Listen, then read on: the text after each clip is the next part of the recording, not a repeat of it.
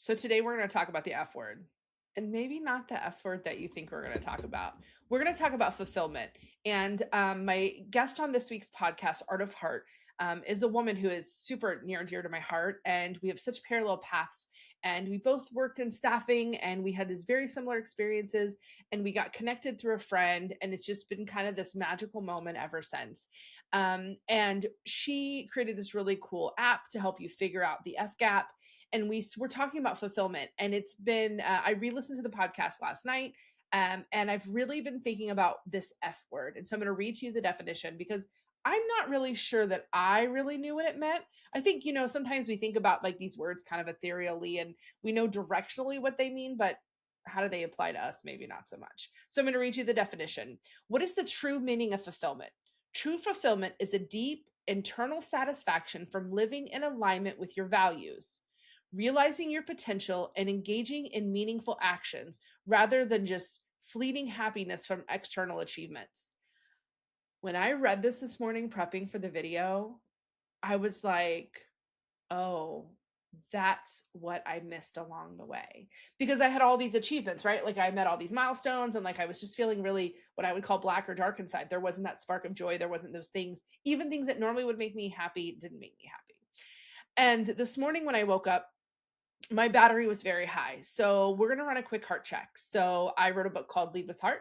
And part of Lead with Heart is understanding where you are on any given day, how you're showing up, so that you can align your day with how you're showing up, not just shoving yourself into your day. My battery today is very high. I'm probably 92% giddy. I just woke up vibrant and alive. And yesterday, my battery was really, really low. I was probably 25% tired. But my battery low yesterday was driven just by my body was tired. I was tired all day. I never could get in my groove. I just wanted to take a nap. There was no time for naps. Also, when did we decide as grown-ups that nap time wasn't a thing? That was a terrible plan. I was hungry all day. Like I was thirsty all day. My body was just screaming for attention and it drove my battery to be really low. Now I knocked out my work. I did all the things I needed to do. But then what I did in the evening was I chose to recover. For dinner, I made a really healthy soup that was full of organic vegetables I made for my family. We sat around and played some spades. We spent some time together and I went to bed early, even though there was a show I wanted to watch, so that I could then choose my body. And the result today is kind of magical. I woke up with my battery super full and I'm giddy. I have that curiosity, that childlike feeling today. I started my morning with hot lemon water, which is something I really love to do. And then I immediately turned on some of my favorite like dance music and danced all through my house as I was getting ready this morning. I just feel like I'm a better version of myself today, but a lot of it is because I took care of myself yesterday. And the thing I didn't realize in going through this whole like understanding who I am and how to be my own best friend is that sometimes you have to take care of yourself. I always thought like myself was the thing that came last.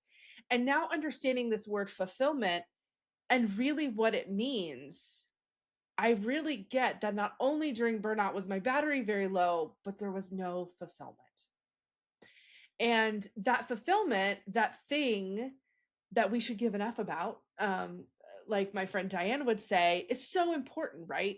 But fulfillment doesn't always have to come from your job. And I think that's a big misconception. At least that's always what I thought, is that you would find your fulfillment in your work. And that isn't necessarily the case. So understanding what fills you up or brings you fulfillment, I think is like a really important kind of first step. Um, and this morning I was thinking a little bit about what makes me feel that way. And I go back to the podcast. And when I create this space to have this really vulnerable conversation with people and to spend that time only with them, listening, trying to understand what they went through and understand their heart behind it and what happened and what changed in their life, that brings me incredible fulfillment. I think to like then stack onto that fulfillment when I get feedback from people, that something inside them shifted. They had an aha moment. They had a realization that maybe this was them. And I'm going to give you an example. A few months ago, we did a podcast where Maddie came on and she talked about her battle with alcoholism and her recovery and what it means to live sober and what that looked like for her. And there were some things that she said that really stood out. One of them is she didn't feel like she was worth saving. And, you know, to really dig and think about what that means, to think that someone felt like they weren't worth saving, um, it's deeply sad. And it made me think that other people must feel that way. The other thing that she shared is that if you're on the other side of someone who's an alcoholic, if you love someone who is battling with this addiction, no matter what addiction it is, um, she explained kind of like what she thought they felt. And I thought that was so interesting because, again, perspectives I had never thought about, right? And the feedback I got was incredible. I had somebody reach out and say, I have a very good friend who is an alcoholic, and we're enabling him. And we create spaces for him to be able to be an alcoholic. And I don't think that's what I want to choose anymore.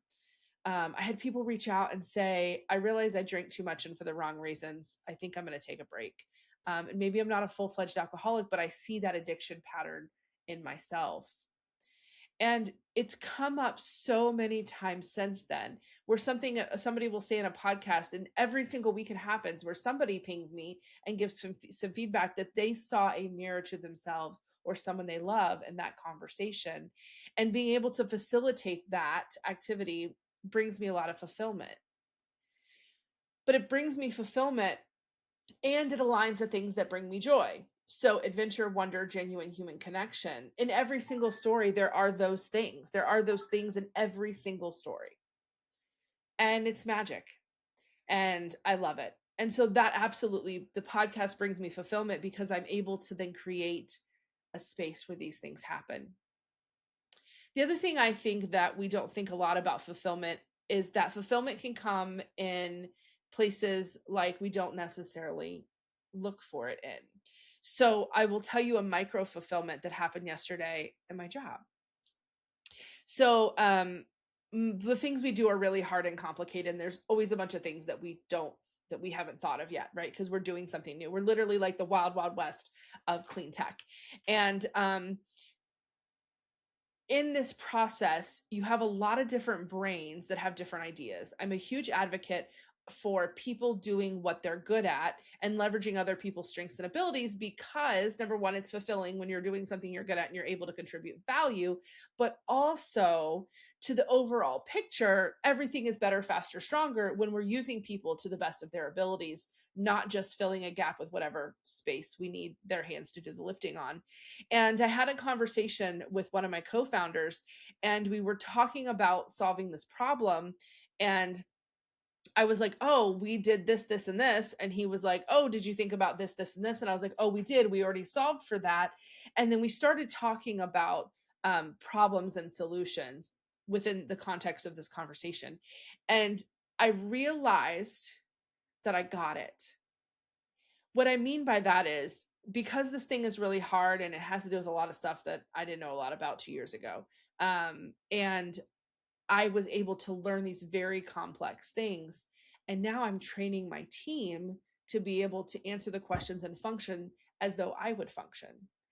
And I realized that I get so much fulfillment from being a teacher, from not only solving the problem, but helping someone else to then solve the problem on their own. And so, this idea of sharing information, from getting complex problems, solving them, and sharing them with others, I get a lot of fulfillment from that. So, your fulfillment doesn't always have to be this like big, scary, audacious thing. Fulfillment can come in little things every day. Making soup for my family yesterday when one of them was sick, and everybody just sat around the table and really enjoyed this very nourishing, hearty, healthy meal, triggered all those fulfillment things inside me. It was really cool. I think we have to look for fulfillment. we need to look to where there's gaps. And my friend, her app is amazing, the F Gap.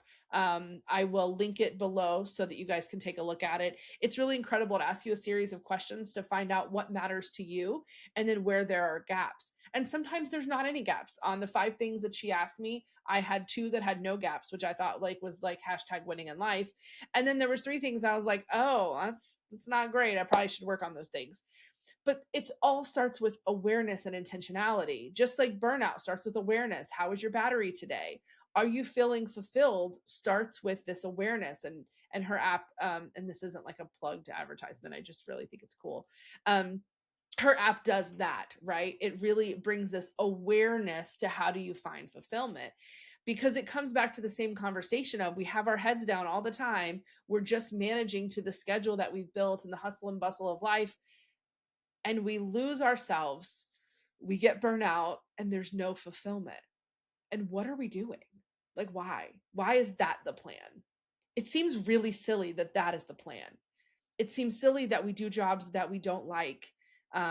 It seems silly that we're in situations we don't like because we're afraid to advocate for ourselves or what actually brings us joy, or even, heaven forbid, take 15 minutes a day and check in on ourselves and do something that does fulfill us.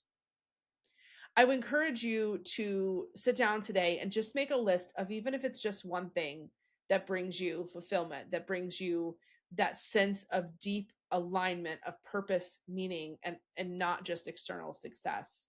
Um, Today I'm going to I wanted to do it on my birthday, but things got a little crazy with my schedule, and I'm going to make cake boxes. I actually saw an influencer on Instagram who did it for the food pantry, and it's a cake and a Sprite so that you don't need the eggs and milk, and frosting and some decorations and candles in a tin.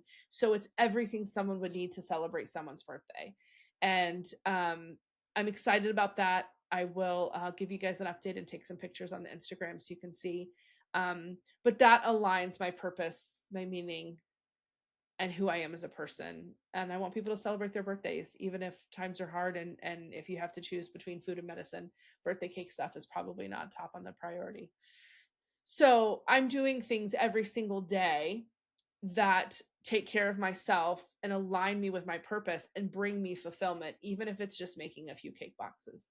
So find something today that really pushes that fulfillment button for you. And if you can't do it today, at least be aware of it and ask somebody you know and love, what actually do you give an F about?